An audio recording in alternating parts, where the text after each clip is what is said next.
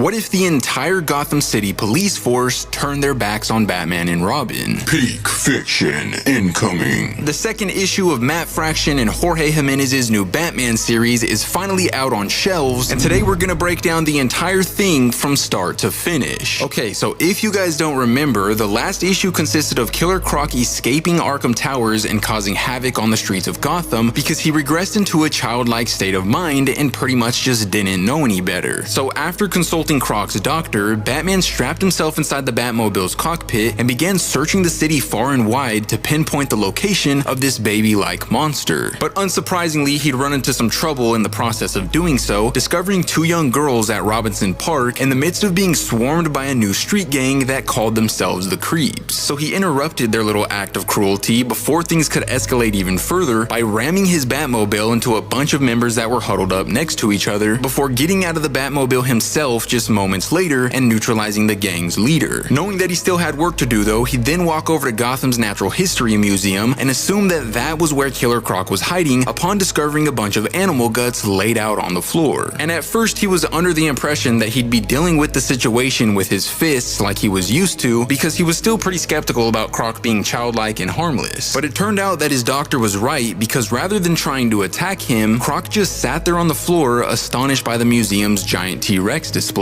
So Bruce depowered his electro-charged bat gauntlets and decided to just sit there and talk with him until the doctors from Arkham arrived to transfer Croc back to the towers. However, once things settled down and Bruce arrived back home, what seemed like a peaceful night quickly turned into quite the opposite when none other than Tim Drake chimed in on the emergency frequency, asking Bruce if there were any cops they were cool with nowadays because he was currently being held at gunpoint by two of the city's officers after stopping a thief stealing cargo from a box truck. This issue, on the other hand, picks up in the past at Wayne Manor, with Damian unwillingly and irritatingly washing one of the Batmobiles as Alfred observed nearby while enjoying a nice cup of tea. But the focus wasn't on Damian that day, the focus was on Tim. Because as stated by Bruce, it was finally time for him to learn how to drive the Batmobile. However, the first step to driving the Batmobile was knowing how to drive a stick shift, so unfortunately he wasn't gonna start with the Batmobile. Instead, he'd be starting off slow and building his foundation inside of an old orange truck so he could get the basics down first. After that, our story jumps over to present day Gotham though, with three armed criminals stopping a truck driver from continuing his route by blocking the road with an old sedan. So he tried telling them to get out of the way because he needed to unload his shipment by 4 o'clock, but it wasn't long before he was forced to exit the vehicle when one of them whipped out a sidearm, urging him to flee the scene. But as one of the accomplices sifted through the product as fast as they possibly could, the truck driver decided that he wasn't going to follow their orders and refused to cooperate, so the criminal holding him at gunpoint eventually let his temper get the best of him, blasting the driver onto the ground and leaving him slumped in a puddle of his own blood. And making it even worse for them, just moments later, the GCPD arrived ready to put them into cuffs and take them into custody. So the thief in possession of the product darted into a nearby alleyway, hoping that he wouldn't be seen, but that's when none other than Tim Drake stopped him in his tracks by smashing him in the head with his staff so hard that his face mask shattered into little pieces. However, upon tasting the product that the criminal was trying to smuggle, Tim was confused because it was sweet and he couldn't pinpoint what kind of drug he was dealing with. So the perpetrator implied that he was going through hard times, expressing that it was only baby formula that he was stealing because his child was hungry all the time. But before Tim could sort things out on his own and figure out how to handle such a sensitive situation, the cops came blazing in with their firearms, ordering both Tim and the father to freeze because they weren't afraid to start pulling triggers. So just like we saw previously, Tim contacted Bruce over the emergency bat frequency, asking him if they were friendly with any of the officers in the GCPD. But in the midst of doing so, the father taking the formula grew so overwhelmed that he got up from the ground and attempted fleeing the scene again, only to be struck down just moments later after one of the cops unloaded a round directly into his back. After that, Tim was so angry that he decided he wasn't going to cooperate with the police as well, so he dug into his utility belt, slammed a mini flashbang onto the ground, and then tried scaling one of the buildings they were next to with his grip-assisted combat boots. But right before he could reach the top, things took a turn for the worse when the same cop that struck down the robber blasted him in the rib cage. Our story then goes back into the past, with Bruce in the midst of teaching Tim how to drive a manual transmission. And at this point, it was already nighttime, and it's implied that Tim hadn't made much progress and was struggling to get the hang of things. So wanting to tease him for his lack of progress, Damian then leaped onto the hood of the vehicle, calling him an incompetent moron down and insinuating that he could do better. But moments later, it's clear that Bruce was sick of his son's lack of compassion, so he instructed Tim to take his foot off the clutch even though Damian was still on the hood, instantly causing him to lose his balance before flying backwards onto the lawn. After that, we fast forward back over to present day, realizing that Tim was unable to regain composure after being shot in the ribs earlier, as he was now in the back of an armored police combi with a cluster of Gotham street thugs. And while thankfully most of the shot was absorbed by his suit's armor plates, it didn't change the fact that every criminal he was locked inside with indicated that they wanted to hurt him when he suggested that they try to keep their cool. So as soon as their ride to the police station began, he was forced to defend himself against every single one of them, while not only bleeding from his newly acquired wound, but also with both of his hands cuffed behind his back. Despite the odds not being in his favor though, he was effortlessly able to dodge the first offender's attack and then neutralize his second opponent by booting him in the face before smashing his third opponent onto the floor by launching his body off one of the walls. But unfortunately, he wasn't able to maintain the upper hand because the officer piloting the vehicle was driving so recklessly that all of them smashed onto the ceiling of the combi just moments later, causing Tim to fall on his stomach, unable to defend himself, and allowing one of the criminals to lift his body up into the air before smashing him up against one of the walls. But refusing to soak up any more damage, Tim would then front flip into the air as the officers continued driving recklessly, and immediately upon sticking the landing, he used every bit of strength he had to snap his restraints in half. Moments later though, when Batman himself intervened, both of the officers knew that they were in trouble because a row of miniature bat spikes were lined up in the middle of the road, causing all of the tires to go flat and keeping them from moving any further. After that, Bruce walked over to the back of the convoy, asking Tim if he was having a rough night, but keeping his calm and happy with his performance, Tim simply stated that it was worse for them. Nevertheless, as Tim began to make his exit, both of the police officers got out of the vehicle as well, with one of the officers pointing a shotgun at Batman. So Tim told Bruce to be careful because that was the officer who shot him and the fleeing suspect earlier, but in a surprising turn of events, the other officer told his partner to calm down, claiming that Batman was on their side. According to Batman though, that couldn't be further from the truth because police brutality and murder put them on the exact opposite side. With adrenaline pumping through his veins though, the officer wielding the shotgun, known as Eddie, continued holding Batman in his sights as his partner held him in his sights, begging him not to do this. But unfortunately, they couldn't get a hold of their emotions and both ended up pulling their triggers, forcing Batman and Tim to leap into the air to deflect the gunfire to the best of their ability. However, despite Bruce and Tim's immediate effort, both of the cops ended up sustaining injuries and bleeding all over the ground, so the Bat duo began tending to their wounds to ensure that they survived until the EMTs arrived. But as soon as Bruce and Tim tried fleeing the scene, they were stopped in their tracks when Eddie reached over to grab his shotgun before blasting Bruce directly in the back of his head. Before seeing how that situation plays out though, we're then brought back over to the past with Bruce ending their little driving lesson because Tim was just overthinking too much. And according to Tim, it was because he was thinking about failing while trying to drive the Batmobile in an emergency situation. Knowing that he had what it took to get the hang of things though, Bruce would then express that if that time ever came, there was nobody he'd want behind the wheel more than him because he trusted him as his partner. Our story then jumps back over to present day with Tim trying to bring Batman back to his senses, but he was so dizzy and distraught that he could barely hear what Tim was saying and barely get back up on his feet. So Tim lifted his arm around his shoulder, assuring him that the cops should be okay until the EMTs arrived, before finding themselves in the very situation they had previously trained for, because despite bleeding himself, it was now Tim's time to prove himself by driving them home in the Batmobile. And upon strapping himself in, he was a bit overwhelmed when Bruce informed him that this Batmobile had 13 gears and counting. 9 standard gears, 3 quantum gears for spatial temporal travel, and then a secret 13th gear. But right now, none of that was important because Tim just needed to put his freaking foot on the gas. After that, we see them blasting through the streets of Gotham as Gotham's local news stations began reporting on tonight's incident, indicating that 6 of the prisoners who escaped the police combi had been recovered, but they were waiting for a statement from Commissioner Savage. And after Savage skimmed over the crime scene as the injured officers were loaded into the ambulance, he then called in every one of Gotham's officers for a meeting down at the department, expressing that Batman and Robin were the sole cause of what had happened, before stating that they were now criminals and enemies of the GCPD. But sadly, that's where this issue comes to an end, but if you guys want to see what happens next, let me know in the comments down below.